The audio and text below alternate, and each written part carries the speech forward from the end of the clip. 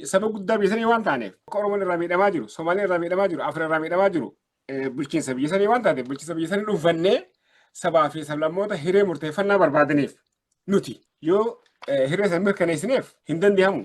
Buna keenya iyyuu warri gurgurataa turellee ka gurgurachuuf egeree abjatullee ka qabeenya Oromoo saamuu barbaadullee mirga hiree murteeffannaa hin fudhatu.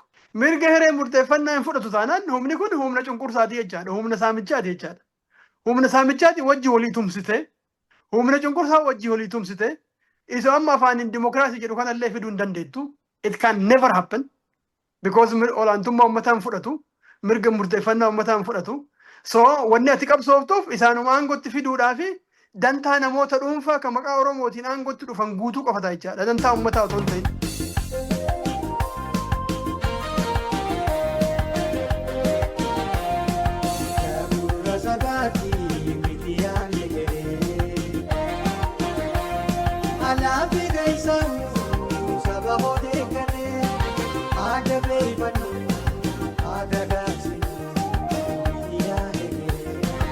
Gaafa dargiidhaa lafti nafxanyootaan qabamtee turte sabboontota Oromoodhaan warreen mootummaa keessa jiraniitu mootummaa irratti dhiibbaa oofee lafti uummataaf akka deebitu godhe. Har'aas qabsaa'onni Oromoo kanneen amma nuti maqaa dhadhoofne kun mootummaa irratti alaa ta'anii dhiibbaa oofuu waan hin dandeenyeef keessaan kan ballamaan kan caffeedhaan akka lafti Oromoodhaa hin sharafamne hangumaan amma jiru kunu godhuun namni Oromoo bakka jiru maraa haga isaa danda'ameen dantaa Oromoo waan tiksisu gochuun nama mararraa eegama. Abbuma fedhayyuu haa ta'u. Yoo akka duratti jenne san yaadni isaa Itoophiyaaf duuba deebifnee guddittii finna jedhu sun yoo hin ta'e baay'ee rakkoo ta'uu danda'a. Innummaan sunuyyuu yoo fedhii dantaa uummata Oromoo keessaa garaa isaa keessaa qabaate anybody can make influence dhiibbaa godhuu ni danda'a. Akkuma ati jette bara dargiitis ta'ee bara wayyaaneedha. Humni diinaan ijaarame kan OPDO duratti jenne kun achirraa haa taa'u malee gara gadaanuun uummanni keenya oluma tiksa. Haga ofii danda'a haga isaa danda'ameen sodaan illee jiraattu. Argitee amma biyya keenyatti maal ta'e si fakkaate rakkoon guddaan uumame. Siyaasaa qofa miti karaa irraa bade.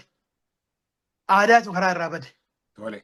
Siyaasaan maal barsiiste uummata siyaasa politics can shape people. Warri siyaasaadha biyya tokko akka adeemsisii karaa sirrittis karaa hamattis oofuu danda'an.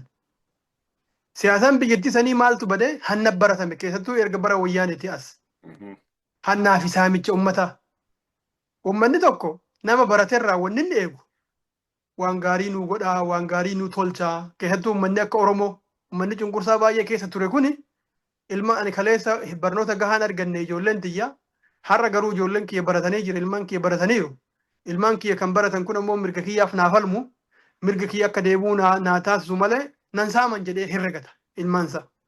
Garuu sirnichi hoo maal barsiise? Ilmaansaa kun kan baratan kun eessa dhaqan? Sirna kana keessatti hammataman. Sirnichi kun immoo maal barsiise? Saamicha barsiise. Sirnichi maal barsiise? Ajjeechaa barsiise. Sirnichi maal barsiise? Uummata biyyaa buqqisuu barsiise. Sirnichi maal barsiise? Uummataaf gara nyaattoo dhabuu barsiise. So aadaan uummata keenyaa ka gara nyaattootii fi ka dhugaa dubbachuu sunuyyuu sababa siyaasaa daangaa malee jeeqameera. Dubbiin ta'e saba siyaasaa dhimma siyaasaa qofa miti dhimma aadaallee tahaa jirte jechaadha. Aadaadhuma Oromoo akka silaa agartee namni dhugaa dubbatu dhugaan har'a baay'een dubbatamu. Maaliif sirnichi daangaa malee kijiba waan ta'eef kijibdee bu'aa buufatta wanni jedhu kun waan jiruuf siyaasaadhuma siyaasa saayinsii irratti hundaa'ee hordofaan jiru namni. Siyaasaadhuma jite jechuudha. Jireenya hawaasa keenyaa amma yoo laalte obboleessatu obboleessa gana. Obboleettitu obboleettii gana. Biyya ambaa kanarraa namni mallaqa ergee biyya keessatti haadhaaf abbaa yookaan obboleeyyaniin ganame nama meeqa jira. Maaliif kun siyaasaa ta'ee osoo hin ta'in aadaan siyaasaa gubbaa san jirtu saamichaa fi kijiba irratti waan hundoofteef namni isa kaan waan arguuf maatii keessatti illee gadi habaqaalamaa jirti jechaadha. So rakkoon kun dhufiinsarraa kan ka'e nama warra siyaasaa keessa jiru baay'ee amanuun hin danda'amu. Maaliif walirraan tarkaanfatee walirra jedhee bu'aa buufachuu barbaada waan ta'eef. Miliyoonan immoo warra akkanaa kun lafa jira waan ta'eef sirna cunqursaa kana keessatti namoonni akkas godhan lakkoofsaan baay'ee miti garuu hagoon hin jiran jechuun hin danda'amu. Definitely ni jiran jiraachuullee qaban keessattuu immoo humna waraanaatii fi poolisii keessatti humni Itoophiyaan ittiin nama cunqursitee bulchitu kana waan ta'eef Oromoonni achi keessa jiran uummata ofiitirra harka qabuun daangaa malee barbaachisaadha. Gurbaa tokko argaa miidiyaalee biyya ambaa kanatti kan dubbatu Saamu'eel nama jedhamu. Komishinar Saamu'eel. Komishinar gurbaan sun amma waan inni godhe yoo inni dubbatu baay'ee dhugaa rabbii natti tola. Adaadamni Oromoodha akkana godhullee ni jira jechaadha. So warri liyyuu poolisii duraaniin jirtu amma warra gaachana sirnaa jedhan wallaalaa ka walitti qaban qofa yoo ta'u haa ta'u wallaalammaan sunu saba ofiirra harka qabuu danda'uu qaba. Maaliif? Humni cunqursaa bakki inni itti fayyadamu humna kanneeniin. Poolisatti fayyadama, waraanatti fayyadama, warra qawwee ittidha kanatti fayyadama. Warra qawwee ittidha kanaan uummata lafarraa buqqisan, warra qawwee ittidha kanaan uummata lafa ajjeesan. So warra achi keessa jiru keessattuu sirna cunqursaa kanaaf jiraachuuf achi keessa haa jiraatan malee uummata ofiitti qawwee qabuu dhabuu. Yeroo akka hidhamu namatti ergan karaa irraa jalladhu jedhee karaa irraa guri jedhee gorsuu. Humni waraanaa ammoo akka duratti jette san hin godha yoo ta'e ka godhuu danda'u yoo taate humni Oromoodhaaf falmu wajjii harka lafaa wajjalaatii wajji hojjechuun daangaa malee barbaachisaadha. Injifannoon kennallee yeroo san dhufuu danda'a. Maaliif? Akka sabaatitti keessaa dhalaan hojjenna jechaa hosan. Uummata Eertiraa kana yoo laalte mootummaa dargii kuffisuudhaaf wanni isaan godhan guddaan maal keessaa balaan hojjetan. Keessaa balaan hojjetanii mootummaa dargiidhaa jeneraalota isaanii jeneraala 13 keessa jeneraala 11 yeroo tokko gansiisan. This is a huge work. Hojii guddaadha kun. Jeneraala 13 keessa. Isa akkasii hojjechuu dandeenya. Hin dandeenya maaf hin dandeenyu tullee ilma namaati sammuu qabna mataa qabna miti maal. Aga jarri yaaduu hin dadhabnu jechaadha. Waan ilmi namaa yaadu maraa yaaduu dandeenya. Garuu kata'e maal xiyyeeffannoo kennatu bakka san hin jirre. Xiyyeeffannoon kenna injifachuu qabna. Injifachuuf immoo tooftaa kanatti gargaaramuu qabna. Addunyaan kun akkanatti moote kan jedhu san sirriitti irra yoo xiyyeeffannee hojjenne nuti uummata biraatii gadi miti. Infaakti Oromoon dandeettii guddaa qaban biyya san keessatti yoo agarte ta'e wal dorgii mararratti olmoos namni injifatu Oromoodha. Mana barnoota akkanatti bade keessatti manuma barnoota tokkotu ijoolleen fanniftu Oromoo keessaa baate jechuudha. Tokkichuma qofa keessattu. Mana barnootaa hedduu Oromoon guutuu biyyaatti. Akkas. Ogeeyyoota fayyaa dandeettii hin dhabne. Hamma lammaffaadhaatti Oromoon. Akkana kun. So nuti dandeettii. Dhiifama. Biyyoota barattoota population biyya 20 hacaalutu Oromiyaa keessatti barachaa jira. Ani dantaa Oromoodhaa eeguu keessatti yoo alaa dhiibbaa oofuu dandeesse yoo hin dandeenye keessa seentee dhiibbaa san oofuu akkamitti dandeessan akka dantaan Oromoodhaa hin sharafamne. Sanumaan gabaabinatti kana deebisu barbaade Obbo Jamaal dhiifama. Namni laala gaamma dubbee fakkeenyaaf namni akka kiyyaan danda'u iyyuu maaliif jedhe. Isaan ofitti sin dhiyeessan ta dura. Nama akka kiyyaa dhiisi. Warra akka Piroofeesar Mararaa Guddina. Warra hegereedhaaf dimokiraasiin waliin jiraachuu hin danda'ama jedhu iyyuu. Ka agartee mirgi uummanni Oromoo mirgi isaa murteeffatu jedhuu miti kan hin danda'ama jedhu iyyuu ofitti dhiyeessuun barbaadan waan isaan godhan argaa jirta. Nama akka kiyyaa dhiisi. Warra akka jaaldaa ulfaa iyyuu. Karaa nagahaatiin qabsoomuu uummata keenyaa fi mirgi uummanni haa kabajamu barbaanna jedhayyuu sochoosaan jiran argaa jirta. So it is impossible. Isaan bira seennaani kutatteetumaan dantaa Oromoo kana xiqqoo ofirraa dhiisee waa ofii bu'aa buufadhaa kan jedhu yoo jiraate malee hagas mara hojjechuu hin dandeettu. Jiraachuu hin danda'ata 100% wanna jechuu hin danda'u garuu namoota baay'ee akka malee xiqqoo ta'u because humni isaa xulu baay'ee si marsee jira jechaadha. Waliin haasa'uu dantaa karaayyuu hin qabdu jechuudha. So humna san warra dantaa uummataa irratti hin hojjenneetitu baay'atee warra dantaa uummataatiif hojjetu heddummeessuun nurraa eegamaa. Definitely. Tole naa galatoomi Jamaal naa galatoomi. Dhufnee jirra. Amma waraanni bilisummaa Oromoodhaa qabsoodha jira. Hamma danda'utti guyyaa guyyaan leenjii miseensota waraana isaatiif gaggeessaa jira. Sadarkaa jiddugala biyyattiidhaa tarkaanfatee jira. Garuu deeggarsa hawaasaa cinaa jiraachuu dhabuun danqaa tahee waan jiru waliin kaafne. Ammoo mootummaa kanarratti qabsaa'uudhaaf Oromoon karaa nagayaatiin qabsoofne jiru hedduudhaatu jira. Oromoon karaa nagayaatiin qabsoofne jiru kun amma yeroo ammaan tana mootummaa kana aangoo irraa kaasuudhaaf bakka isaa qabachuudhaaf alagaa tumsiifachuudhaatu mul'ataa jira. Karaa kamitti ilmaamta? Akkamitti intalta? Dhiifama. Karaa nagaatiin okay. So walumaa galatti yaadarraa dubbannaa beeki namaa miti. Yaada lakkii namaa miti yaada. Karaa nagayaatiin qabsoofnaa jee warra deemuutu Tigiree yookaan Amaaraa gargaarsifatee sosohaadhaa jira. Oromoon iftahee sosohuu hin danda'u wanni imma gaafiin uummata keessaas kaadhaa jiru. Saniifin kana sii dhiyeesse. Baay'ee bareeda. So haala amma jiruun Itoophiyaa gulaaluu qabna jechaadha waan kanarraa dubbachuudhaaf. Haala amma jiruun yoo ka agartu taate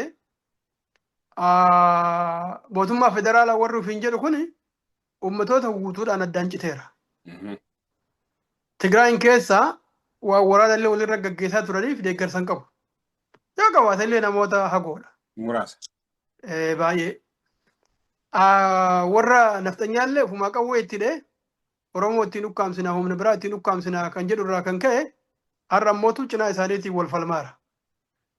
Yoo xiqqaatee naannoo isaaniitti jaalalan qabu. Yoo tarkaanfii guddaallee irra fudhachuu dadhaban jechuudha. Kana jechuun maal jechaadha? Humnoota murteessaa ta'an impaayirattii san keessaa humnoota sadii kan Oromootiif kan jira sadeenee yoo lakkoofne humni lama mootummaa kan Oromoos birayyuu hin jiru jechaadha. Ittuu dabalee Oromoo keessatti illee humni safalmuu jira. Mootummaan kun hundee hin qabu jechuudha. Isa bakka buune waan uummanni godhu goonaa yaadni jedhu waan amma nuti milkiidhaan arganne kana hundumaa fashaalsuudha jechaadha. Because yaadni isaa tokkichuma taanaan. Yoo yaadichi tokkuma ta'e. Amma yeroo baay'ee wannan dhaga'umaa inni Itoophiyaa itti fufsiisnaa sirumayyuu qoqqobbinee tolchinee bareechinee itti fufsiisnee warra jedhu haa jira jechaadha. Sirri. Kana qobsaa turre kan uummanni keenya walakkaa isaa itti dhume Itoophiyaa ijaaruuf miti Itoophiyaa qoqqobuuf miti. Kan humni abiyyi faan irratti wal falminullee karaan sun sirrii miti mirga uummata Oromoo hin fiduudha. So waan abiyyi jedhu Jamaal jennaan Jamaaliif abiyyi garaagarummaa hin qaban. Jamaal aangoo qabaachuu dhabuun mala abiyyi immoo aangoo qabaachuu danda'a malee. So Jamaalii fi abiyyi akka yaadaatti yaadni isaanii tokkichu. Garaagarummaan isaa maaleen abiyyi aangoo harkaa qaba humna waraanaa geejjuu danda'a diinagdee biyyattiidha dippiloomaasii biyya alaatti illee fayyadamee liqaallee alaa argachuu danda'a. Humna Jamaal hin qabne qabaachuu danda'a. But the difference kana yoon tahin kanarraa kan hafe yaadaan tokko taanaan boru ganama suuteen immoo walabummaadhaaf bilisummaaf qabsaa taanaan Jamaal boruu aangootti qabna dhufnaan suuteen illee ni adamsa. Akkuma har'aa biyya adamsa jechaadha. Big problem.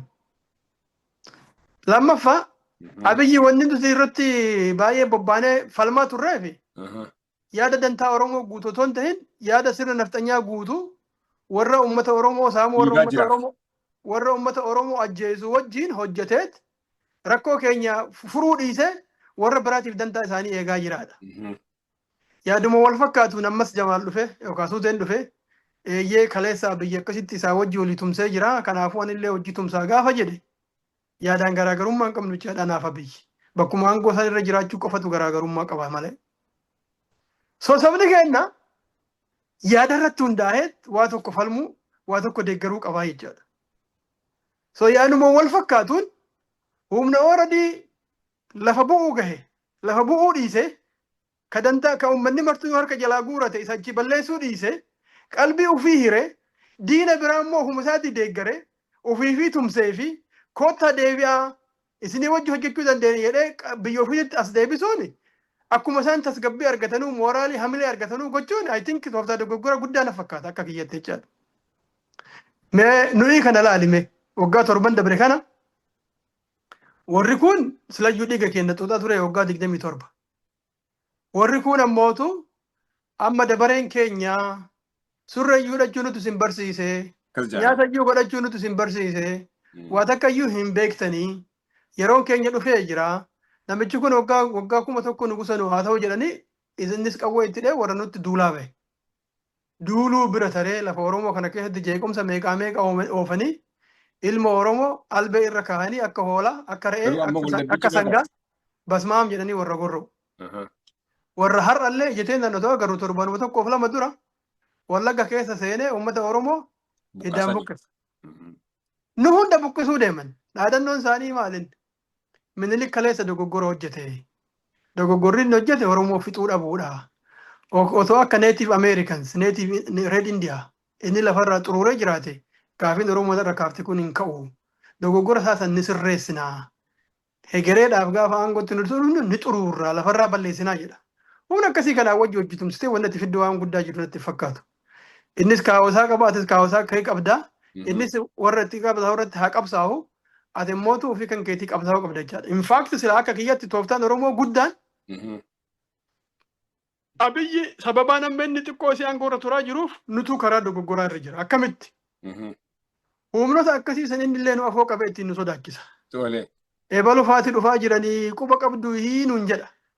Sabni keenya illee jarri kun dhufaa jira waan ta'eef yoo biyya sii ka'e rakkoo guddaan nurra gahee jedhee sodaateet isuma kana nuu wayya jedhee isa tiksaa jira. Jarri sun illee mootuu waan uummata keenya sodaachisuu yaalaniif uummanni gara abiyyitti akka maxxanu dhiibbaa itti godhaa jiran jechaadha. Gara lamaan rakkataarra. Abiyyi akka meeshaatitti jara itti fayyadamaa jira. Jiraachuu isaanii ni fedhaa jechaan. Yoo isaan jiraatan uummanni Oromoo qalbiin isaa shakkaa jiraatti balleessuun barbaadu. Jarri sun dhufuurra abiyyummaan nu haa turu jedhee asitti uummanni isa tiksuu barbaada jecha isa tiksuu yaalaa jechaadha. So amma Oromoo bira bakka rakkoon jirtu maali? Akkuma jarri kun waan harka lafaa jalaa fudhatanitti abiyyiin jalaa Oromoon guutuun harka jalaa fudhate torban tokko buluu hin danda'u abiyyi because nurratti rarra'ee jiraataara waan qalbiin teenya rarraateef nurra rarra'ee jiraataara Amaara rarra'ee jiraataan jiru Tigree rarra'ee jiraataan jiru humna sadii murteessaa keessaa nu hawaasni keenya waan dogoggoreef itti fakkaateef nurra rarra'ee jiraataara. So isa kana jijjiiruu ni dandeenya. Jijjiiruu immoo akka danda'u nu qofa.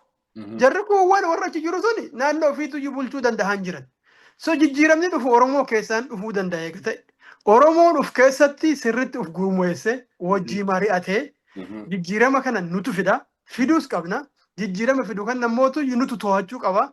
Humna biraa gaafni itti affeerru gaafa dantaa keenya akkanatti guuttachuu dandeenya jennee walii galle karoora baafanne karoora keenya sanirra hundoofne nama biraati wajji haasofna gaafa jechuu danda'e. Akka amma jirutti baay'ee rakkisaadha jechaadha. Oromoon immoo walii galuuf karaan salphaan jira jira. Very simple. Karaan salphaan maal si fakkaate? Itoophiyaan hanga har'aatitti sabuma tokkoofuu mirga kabajjee hin beektu. Oromoollee dabalatee. Mootummaan Itoophiyaa irra jiru waraana qabatee waraana mootummaa uummata irratti duulu. Waraanni Itoophiyaa wanni inni jiraatuuf mootummaa tiksu malee uummata tiksuufi miti. Uummataa fi mootummaan waan diina walii ta'aniif waraanni mootummaa wajjin dhaabbatee diina uummataa ta'ee jiraataara. Kanaaf uummanni sagalee akka qabaatu uummataaf qabsaa'uu qabna gaafii onnaan dura. Uummanni sagaleen uummataa murteessa akka ta'u uummanni biyya san keessa tokkichuu waan mirga ofii murteeffatee hin beekneef tokko mirgi hiree murteeffannaa sabaaf sablammoota biyya san keessa jiranii akka mirkanaa'u haa qabsoofnu ta'uu qaba jechaadha. Tokko jedhe. Oromoon mirga hiree murteeffannaa uummataa hin fudhanne dimokiraatii miti. Namni mirga uummataa uummanni haa murteeffatu jecha fudhachuu hin dandeenye. Inni dikteetara abiyyiin garaagarummaa hin qabu. Maaliif? Obbo Jamaal asumatti itti fuftaa. Ati mirga hiree murteeffannaatti ati amantee qaamni biraa immoo Wallagatti nama ajjeesaa jiru kun yoo hin amanne akkamitti hojiitti hiikuu danda'ama? Anamma keessuma keenya irraa dubbataa jira. Kasanii maa waan birooti iyyuu. Inni sun kajeela sanii na yaadachiisi boodarra. Oromoo keessattuu waa'ee waliigaltii Oromoo kaasaa jira. Oromoon waliigaluudhaaf ka duraa wanni inni dafuu qabu mirgi hiree murteeffannaa uummatoota maraa Oromoof saba biraallee kabajamuu qabaa irratti fudhatuu qaba namni marti. Mirgi sun kabajamuu malee nageenyi dhufuu akka hin dandeenye amanuu qabna. Maaliifi warri mirga hiree murteeffannaa gaafatu yeroo mara jiraata jechaadha. Yeroo mara jiraannaa nammoo lolli yeroo mara itti fufu. Ukkaamsitee aangootti dhuftee qabatteelle taanaan ka biroo dhaloota biraallee gootni yoo maraa inuma jiraata. So Oromoo keessatti yaadni dura walii qabnumaa inni sabni Oromoos ta'ee saboonni biroo mirgi hiree murteeffannaa isaanii fiixa bahu malee hujii irra oolu malee nageenyi argamuu hin danda'u kan jirra walii galu takka. Lammaffaa. Oromoon. Aangootti dhufnaan carraa tahee Oromoon gama aangoo dhufnaan hujiinsaa ta duraa mirgi hiree murteeffannaa sabaaf sablammoota biyya sanii keessatti akka mirkanaa'u godhu. Hujiinsa. Lama. Maaliif nagaa fiduu barbaada waan ta'eef. Lama. Sadaffaa. Uummanni tokko mirga hiree murteeffannaa murachuu ka danda'u bilisa yoo ta'e. Uummanni bilisa hin tahin sillee filuu hin danda'u. Aangoo irra si kaa'uu hin danda'u. Maaliif mirga hin qabu mirga ittiin sagalee kennatu hin qabu. Mirga ittiin si filu hin qabu. Akkuma amma taa'aa jiru kana jechaadha. Kafaan bara meeqaa filannoo irratti hirmaateera. Garuu waan uummanni bilisa hin tahiniif filamee hin beeku. Abaawwanis biyya galee filannoo irratti hirmaachuu dadhabee dhiiseera. Maaliif uummanni waan filachuu hin dandeenyeef humna cunqursaadhaan irra taa'ee sagalee isa darbaaf namni hin sodaata waan ta'eef jiraachuu qaba waan ta'eef. So qabxiin sadaffaa nu qabsaa'uu qabnuuf maalin akka uummanni mirga isaa murteeffatu precondition haal dureen dura uummanni bilisa ta'uu irratti hojjechuu qabna. Akka bilisummaan uummataa mirkanooftu. Gaafa uummanni ofii isaatii sagalee kennachuu danda'e filannoolee sagalee ofiitiin murachuu danda'a. Waan mirga hiree murteeffannaa illee murachuu danda'a. Sadiimi afuraffaa bakka san gahuudhaaf akka uummanni keenya bilisummaa irra gahu gamtaan qabsaa'uu qabna. Ka karaa nagaa qabsaa'ullee mirga uummataa sanii mirkaneessuuf qabsaa'uu qaba. Bilisummaaf qabsaa'uu qaba. Ka karaa hidhannoo qabsaa'ullee mirga hiree murteeffannaa uummanni qabsaa'uu saniif qabsaa'uu qaba. Bilisummaa uummataa mirkaneessuuf qabsaa'uu qaba. Kanan goonu taanaan akkanumaa wama argine haasofna taanaan Oromoo keessattuyyuu humni jabaan dhalachuu hin danda'u. Humni jabaan Oromoo keessatti hin dhalatu taanaan ammoo humni biraa humna Oromoo caalaa qabaannaan boru ganama akkuma OPDO ergamtuu taataa jechaadha. Kan biraati wajji walitti tumsinaan. Ittuu dabalee humnoonni hedduun isaanii kan impaayera san keessa jiran faallaa uummata Oromoo deemu. Maaliif dantaan isaanii yoo uummanni Oromoo of danda'e yoo uummanni Oromoo jabaa ta'e akka duratti jenne sanii buna keenyayyuu warri gurgurataa turellee ka gurgurachuuf egeree abjotullee ka qabeenya Oromoo saamuu barbaadullee mirga hiree murteeffannaa hin fudhatu. Mirga hiree murteeffannaa hin fudhatu taanaan humni kun humna cunqursaati jechaadha. Humna saamichaati jechaadha. Humna saamichaati wajji walii tumsite humna cunqursaa wajji walii tumsite isa amma afaaniin dimokiraasii jedhu kanallee fiduu hin dandeettu. It can never happen because olaantummaa uummataa hin fudhatu mirga murteeffannaa uummataa hin fudhatu. So wanni ati qabsooftuuf isaanuma aangootti fiduudhaafi dantaa namoota dhuunfaa kan maqaa Oromootiin aangootti dhufan guutuu qofata jechaadha. Dantaa uummataa otoo hin ta'in. Dantaa namoota dhuunfaa guutuu mootu dadhabneerra. Hin ifanne uummanni kun. Dhuguma isin jedhaa beeke. Saniifummaa gaafa Abiyyi aangoo dhufu adeemee warra kaabaatii wajjin waliigala Oromoon bakka takka ka'ee dura dhaabbate amma immoo Oromoo jabaa ta'e. Dantaa ofii guuttachuudhaaf qophii ta'e. Qophii jechaan maayini sabni kiyya bilisa ta'ee waan ofii barbaade haa murteeffatu. Murtii isaa immoo namni martuu fudhachuu qaba. Anillee ni fudhadha. Warri biroos fudhachuu qaba. Fudhachuu yoo didan immoo humna kana qaba ittiin dirqisiisuu danda'a. Kan jedhu yoo hin ta'in yakkamma deemutti sanuu nam tokkeedha. Sanuu nam tokkeen ka jaarmaa illee hin qabne beeke. Nam tokkeedhaan nama jala deemanii balbaluma namaa dhadhahanii afaan amaaraa haasa'uun waan guddaa ta'ee waan guddaa fakkaate jaraa wajjin qofa lafa dhiichisuun kun watakka gatii takka buusuu hin dandeenyu. Yaani kun hiikaa qabu hin jiruu. Hiikaa takkaan qabu. Waan jirutti himtee amma gara dhumaa dhufnee jirra obbo Jamaan. Wanti amma asitti gara dhumaa irratti si gaafachuu barbaadu bahaan kottu lixaan kottu gara feetanuu kottu Oromoon iftahee biyya isaa ta'uu bitaate ijaarrachuu qabaa jetti. Garuu heerota garii keessatti uummanni garii maal fayyadaman bakka cunqursaan irraa nama miidhusan dura dhaqanii dhuunfatanii sirna ifii barbaadan san hojiitti hiikuudhaaf bakka cunqursaan adeemu san dhuunfachuu mirga hiree murteeffannaa sabaa. Fakkeen mee uummatuma addunyaa kanarratti biyya isaa dhuunfate keessa waan adamma jette kana. Tokkichuma akka fakkeenyaan naa kenni kan dhaqee mootummaa isa cunqursu qabatee achiin booda walabummaa labse tokkichuma naa kenni hin jiru. Jiraachuullee baatu waan jirreen wal gowwoomsuun qabnu kaadhaa labsuun. Fakkiidhaaf tokkummaan Sooveetiidhaa. Keessaa guddaan Raashiyaadhaatu biyya guddoodha. Sirrii. Guddoodha akkasiimi. Akkas. Warri Raashiyaadhaa gaafa tokkummaan Sooveetiidhaa diigamu.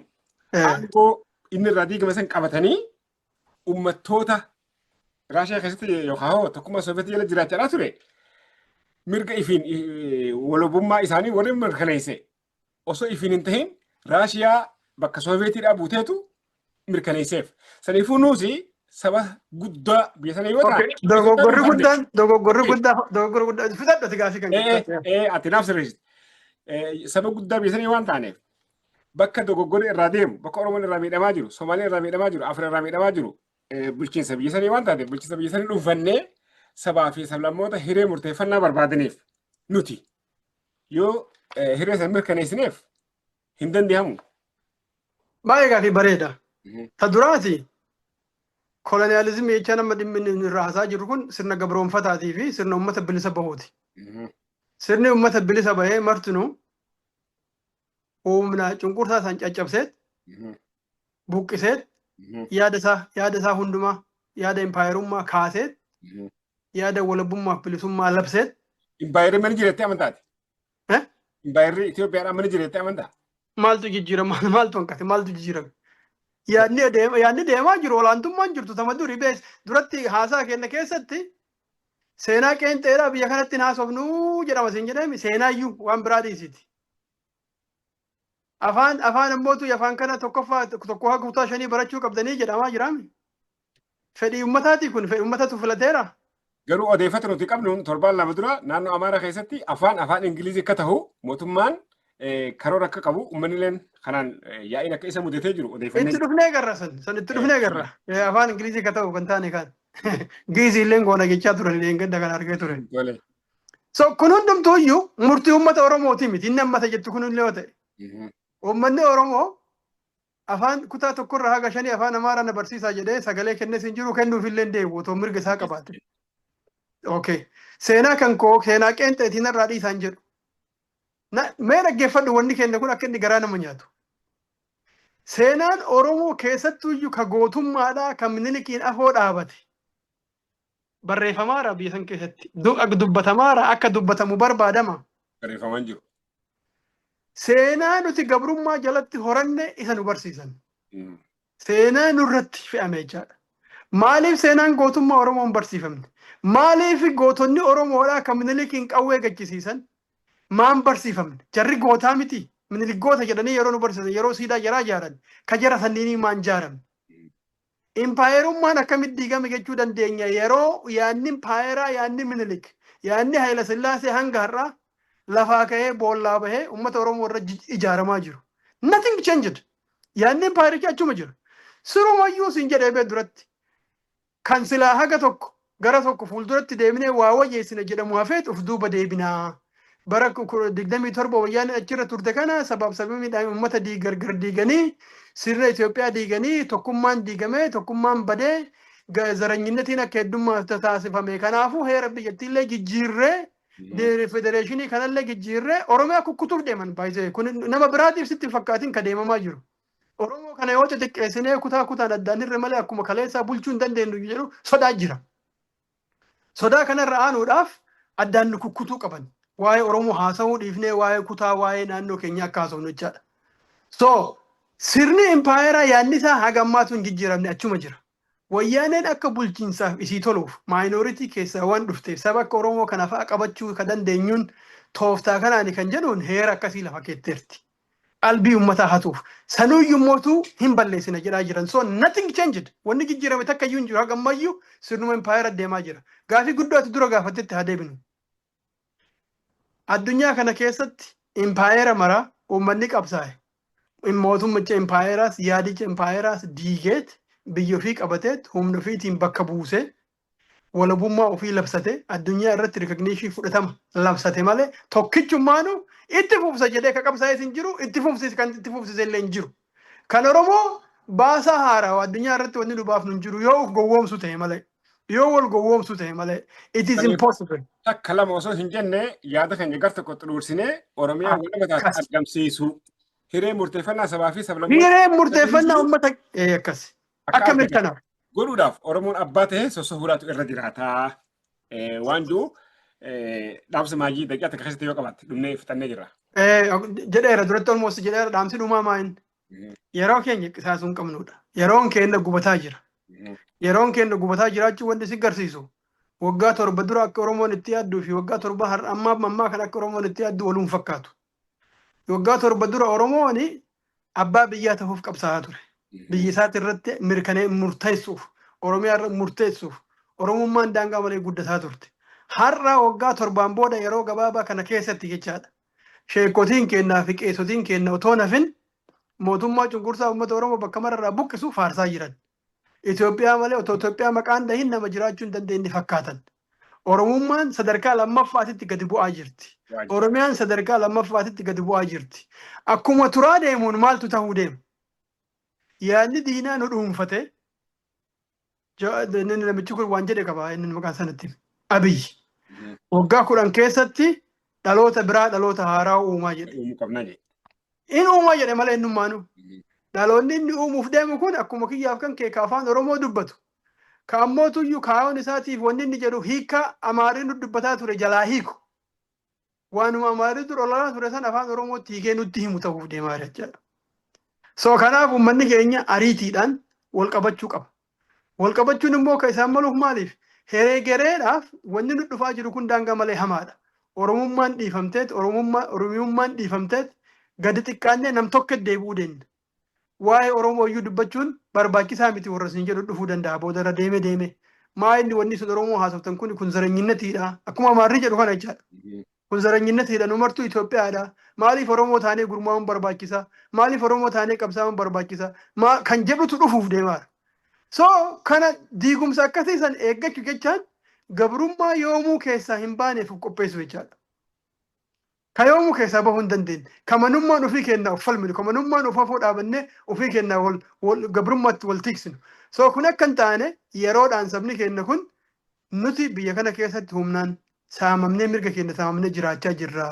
Itoophiyaan qabeenyi isii guutuun Oromiyaa irraa saamamaa. Eenyummaan Oromoo gad xiqqaateetiin as keessa jiraachaa irraa. Addunyaa kanarratti ilmi namaa waan lamaaf qabsaa main things tokko eenyummaa isaati. Lammaffaan ammoo qabeenya. Eenyummaa keetii irratti yoo namni sitti tuulee hin calliftu fakkeenyaaf amma namni tokko amantii kan kee uumamaan sirraa si sarba'oo jedhee wareegamtaa wala hin dhiiftu waa'ee eenyummaati. Oromummaa kan keessi balleessoo jedhe namni hin dhiiftu ofirratti. Biyya kan keessi saamoo jedhe qabeenya kan kee maatii kan kee mana kan keessi saamoo jedhe hin falmitaaf. Wanni lamaan kunneen determining addunyaa mara keessatti sabni martinuu sabni addunyaa kanarra jiru dhimma kana lamaan tikfachuuf waan inni qabu jira. Kuni maal mootummaa. Mootummaa jechaan qaroomina ol'aanaa sabni tokko horatu. Qaroomina guddaa gaafa irra gahu mootummaa dantaa isaa tiksu ijaarata.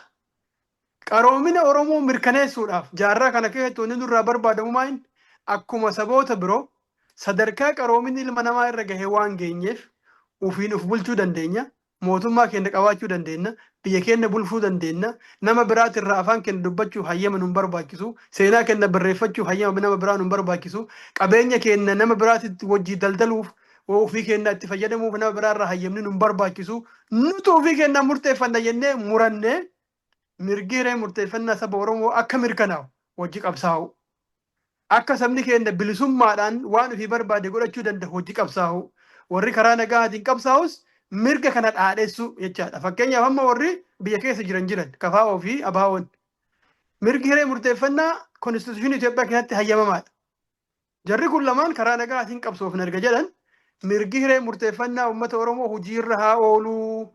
Artikil 39 yookaan immoo keeyyadni 39 hojiirra haa oolu. Sabni Oromoo haa murteeffatu. Sababa Solomoonni biroos haa murteeffatan jedhanii karaa nagaatiin qabsaa'uu mure dubbachuu danda'u jechuudha. Asumatti osoo hin fixannee qabxii 39 hamma fottoquudhaatti jiru heeraa fi seera Itoophiyaa keessa jiru suni akka heera sun keessa kaayamu Oromoodhaatu sababa immoo Tigiroota. Gabaabinumatti. Gaafii bareeda. Tokko kan fixee as deebi'aa hin dhufatte. So laalama biyyoota gurguddatan kana keessatti wanni agarru maal Quebec biyya teessan jirti. Uummanni Quebec Kanada keessa jiraata garuu nuti mirga hiree murteeffannaa kennaan yoo barbaanne wala babaanaa jedheet falma. Warri siyaasaa isaanii qawween qabanne hiillollee rabshaan kaafne afaaniin dubbataa jechuudha. It's politics, right? Uummanni Scotland British keessa jiru paarlaamaa isaanii keessattis paarlaamaan alattis uummata ofii kakaasee walabummaa qabsoofnaa jedha. Karaa nagaatiin watakka rabshaa tokkoon goone. Warri keenya karaa nagaatiin qabsoofna jedhu heera biyyattii keessatti sanuu ka barreeffamee jiru. Ka otoon barreeffamin illee ta'e international law heerri addunyaatu sii kennu jechuudha. Nuti ka qabsoofnu mirga uummata Oromootii mirga hiree murteeffannaati. Sabni keenya hagamuu fi murteeffatutti nageenyi biyya kanatti dhufuu hin danda'u. Nageenyoonni hin dhufneef dhugaatu awwaalame. Dhugaa uummata keenya saamame. Bakka dhugaan hin jirre nageenyi hin jiru. Nageenyi akka dhufu sabni kun haa murteeffatu jedhanii sagalee isaaniitiin dubbachuun irraa eegama jechuudha. Sagalee isaaniitiin dhoksuu miti. Amma Oromoo keessatti nama waa'ee mirga hiree murteeffannaa dubbatu baay'ee akkasuma agartu jechuudha. Gaafachuu dura itti amanuu dursaami. Yoo itti namanni immoo waan biroof jechaadha hojiin. Tokko sani lammaffaa sabni Oromoo immoo akkuma duratti jenne otoo bilisoomin otoo jarruu gaafii san gaafatanii murteeffachuu hin danda'u. So bilisummaa uummata Oromootiif gamtaadhaan wajji qabsaa'uu barbaachisa jechaadha. Akka sabni bilisoomu gamtaadhaan. Inni amma Eliit Baargeen jedhamee odeeffamu jira jechaadha. Eliit jechaan maal yoo hayyoonni walii galan wanni martuu ni dhuma. Rakkoon impaayerattiitu rakkoo eliitiin fide. Rakkoo Uummanni otoo hin tahin eliitiin anatu saamaa ana qabeenya qabaata jettee saamuudhaaf ka gaggeessitu. Haga har'aallee rakkoo eliitii deemaa jira abiyyiin fa'a birattis. Hegereefillee eliitiin aangoodhaa fi qabeenya akkatti waliin hiratu waliigalee murteessa jennaani rakkoon uummataan furamne. Maaliif eliitumatu ofii murteeffate malee uummanni keessatti hin hirmaanne sagalee ittiin kennine waan ta'eef gaafiin uummataa kun itti mufufte jechaadha. Kanaaf namni dimookiraasiitti amanu namni mirga uummataatti amanu dimookiraasii jechaan olaantummaa uummataa jechaadha. Eliitiin murteessa jedhee dubbachuun sirriin ta'uu sirriillee miti hojiirrallee oolu. Qabxii 39 heeraaf seera Itoophiyaa keessa seenuu keessa eenyu itti gaafatamu? Eenyu kan eege? Akkas. Akka obboleen Joolataa irraa dhageenyetti humni murteessaan bara sanitti humna lama TPLF fi Shaabiyaadha. Walgahii Londanitti godhame keessatti nuti afaanuma tokkollee walgahii irra teennee dubbannee jedheera obboleen Jooni. Ka bakka bu'ee dhageessa yommuu. So tokkoffaa murtiin wanni Londanitti godhame waan Oromoo nama takkaa keessaa hin qabne. Lammaffaa haasaa sirraa ta'e akka dhagayetti Eertiraa dhaqneeti Eertiraatti mee yaaduma keessa nutti kennaa jennaan namni xiqqoo isii waa barreessee itti kenne. Kan ammootu waan sammaraa tolche ogeeyyii seeraa Eertiraatii jedhe. Ogeeyyii seeraattu seera Itoophiyaa tolche. Warra Eertiraadha. Kan warra Eertiraadha. So Eertiraan immoo yeroo tolchitu akka isii tolu tolchiti. Ogeeyyiin seeraa isaanii jechaadha.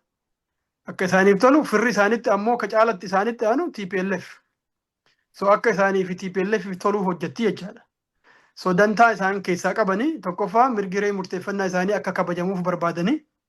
So artikil 39 achi keessa seenuu ni barbaadde jecha Eertiraan mirgiree murteeffannaa akka jiraatu. Galatoon. Fedhii isiiti. Nuti amma sanitti fayyadamuu qabnaa yaadu juga ammatti dhiyeessaa jirtaa fi. Ka isaanii qofa miti beeka. Addunyaa seera addunyaatiin mirgiree murteeffannaa uummata tokko kabajamaadha. Otoo Itoophiyaanuu heera isii kana jijjiirte. Osoo jijjiirtee keessaayyuu haqxe. Mirgiree murteeffannaa waan isin jijjiirteef haqamuu hin danda'u. Garuu kan Itoophiyaa sana yeroo sanitti yeroo hojjetamu dantaa isii ittiin guuttachuuf Eertiraanis ni barbaaddi. Lammaffaa immoo TPLFs uummata kana waan xiqqoo isii sirna duraa irra wayyaa maal itti mul'ifneet uummata akka Oromoo kana fa'aa gowwoomsinee tursiifna. Beeti piriyaambilii yookaan immoo seensuma artikilii wanna seera Itoophiyaa yoo laalte akkaataa Itoophiyaa bakka takkaatti tursiifnuuf kana goone jedha.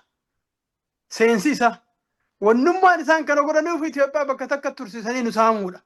Akeekni isaa ittiin saamichaa fi malee waan birootii miti soo jara hojjetateedha kan jedhu. Tole naa gale.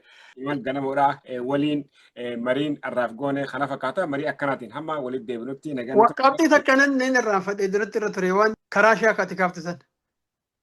Soviet Union dura namni uume Raashaadha. Olaantummaallee kan itti qabaachaa ture Raashaadha.